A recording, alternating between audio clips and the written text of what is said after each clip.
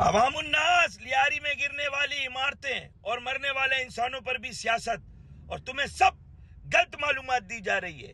मैं अयाज मेमन मोतीवाला तमाम मीडिया से कहता हूं, मेरे पास है और आप लोगों को बताऊं कि पाकिस्तान में कराची को कंक्रीट का कब्रिस्तान बनाने के लिए कितने खरबों रुपए की रिश्वत के बाद भी अवामुन्नास हालत जंग में हर लम्हा ये कंक्रीट के कब्रिस्तान गैर कानूनी तामीरात, और इसमें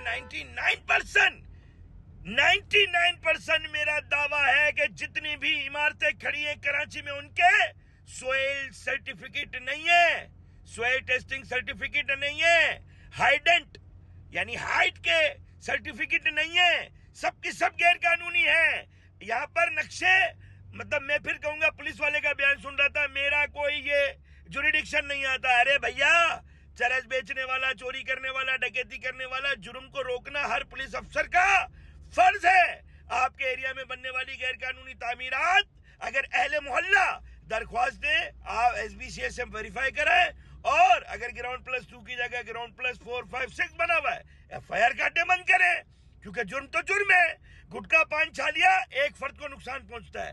एक बड़ी इमारत से पूरे घराने मरते हैं, पूरी नस्लें मिट जाती हैं, और ये रिश्वत का बाजार। अभी सिंध बिल्डिंग, खाली सिंध बिल्डिंग वाले रिश्वत लेते हैं।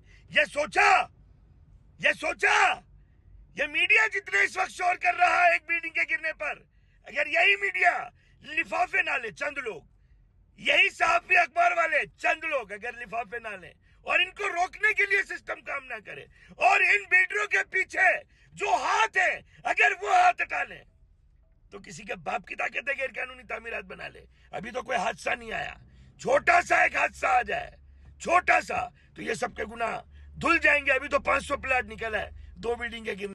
ओल्ड टाउन लियारी में तो ज्यादातर पगड़ी की बिल्डिंग है। जो बिल्डिंग में मरने वाले थे वो मर गए, जो रहने वाले थे रह गए। अब अगर प्लॉट पे नक्शा ही पास नहीं था तो फिर वो कंप्लेशन नहीं होगी तो म्यूटेशन नहीं होगी। तो अब अगर पगड़ी के या बकौल सबली से एडिट के और म्यूटेशन, तो वो प्लॉट तो उसी का हो गया ना, और 500 प्लॉट मजीद निकला है। अब उनको नोटिस भेजे जाएंगे, फिर सस्ते दामों से फ्लैट खाली कराया जाएगा, फिर वो प्लॉट पे नई बिल्डिंगें फिर बन जाएंगी। मरते रहोगे, ये सब सियासी मंजन है। मैं इंशाअल्लाह ताला आऊंगा और हकाइक से आगाह करूंगा कि किस तरह तुम्हें बर्बाद करके, तुम्हें मार के, तुम्हारे मुस्तकबिल से तुम्हारे खून के कतरे को निचोड़ के, तुम्हारी औलादे के जनाजों पर किस तरह पैसा बनाया जाता है।